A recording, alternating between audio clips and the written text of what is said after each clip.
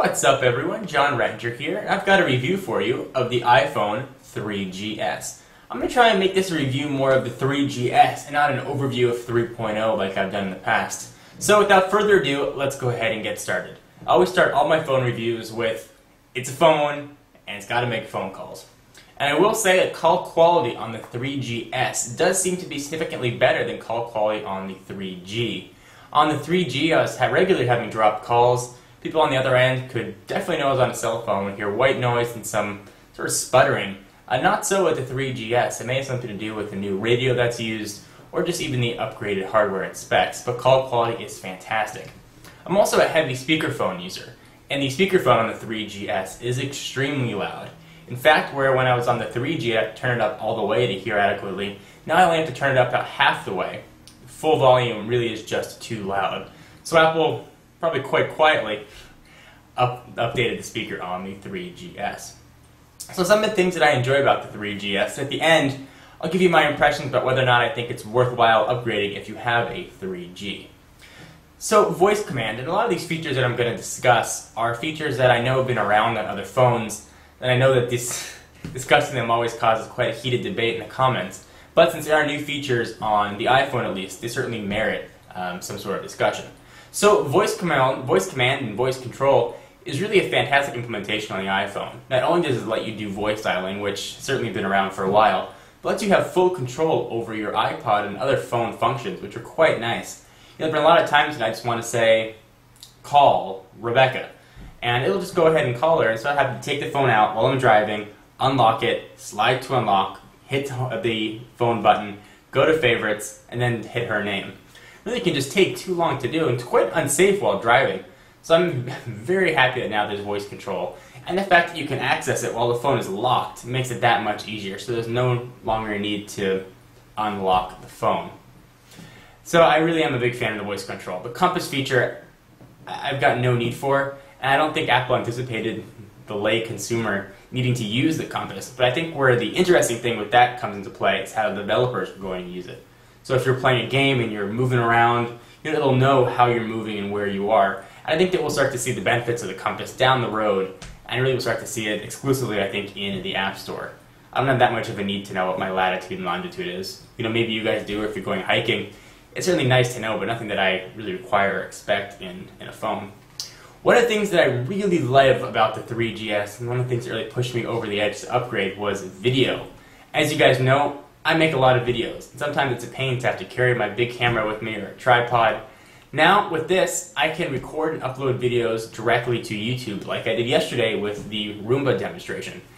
And the quality, as you guys saw, is actually really strong for a mobile phone. At 30 frames per second, I think it really rivals the quality of a standard flip minnow. The audio fidelity also is absolutely fantastic. It's clear, it's crisp, and it's been overall very impressive. The editing sort of software that's on here isn't really editing software. It's mostly just the ability to crop. You can't piece two clips together. At least right now, it's just the ability to cut clips. But that being said, I really like having an extra camera. If I'm out and I want to see something that I want to record and share with you guys, I now have that ability to do that with the iPhone 3GS that I didn't have with the iPhone. So that alone for me was worth it. The 3GS also has updated hardware and specifications. Let's talk about those and how they affect real-world usage. I did a head-to-head comparison of the iPhone 3G and 3GS, and you could see some of those speed increases play when you're opening applications and such. I will say that I do notice a significant speed increase over the 3Gs in everyday use, but that wouldn't be enough of a reason for me to upgrade. I think the 3G was plenty fast enough. The extra speed is quite nice. One of the things that I really was looking forward to with the 3GS was the supposedly increased battery life. They were saying realistically it was getting anywhere from 1.5 to even 2 times as good a battery life. And I gotta say, I have not seen that yet. I've had the phone a week and I've done really a decent amount of battery conditioning and battery usage to try and drain it, pull it back up, drain it, pull it back up to really get it to full strength. And battery-wise, I see zero improvement over what the 3G was. That may change if I've only had the phone a week, and if it does, I'll update this video. Maybe 2-3 weeks down the road, I'll actually see the benefit of the supposedly increased battery. But right now, I'm just not seeing it.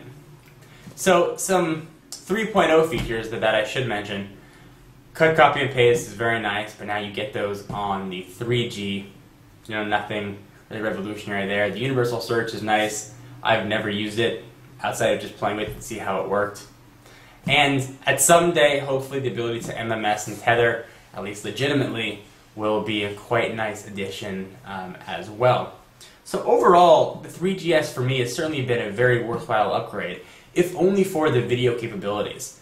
The fidelity is fantastic, audio and video, and it really is a nice alternative to carrying around a camera. So for me personally, it was a no-brainer to upgrade.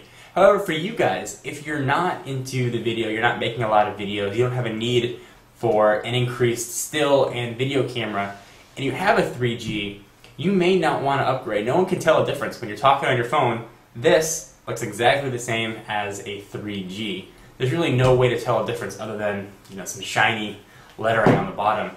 No one can tell, and it really doesn't matter that much. The increased speed and specs, while nice and do help web pages load a little bit quicker, is nothing that drastic. But if video is your thing, then I think the 3GS is a great way to go. Also, the increased processor and RAM, if you play a lot of games on your 3GS, you'll notice significant game improvements, both graphically and speed-wise. So if you're a big gamer on your iPhone, or you think you might be a big gamer on your iPhone, the 3GS you may also want to consider. Really is going to come down to a personal decision about whether or not you're eligible for the upgrade, and if you are, is it worth the money? Or if you're not eligible, is it still worth the money to kind of force your upgrade?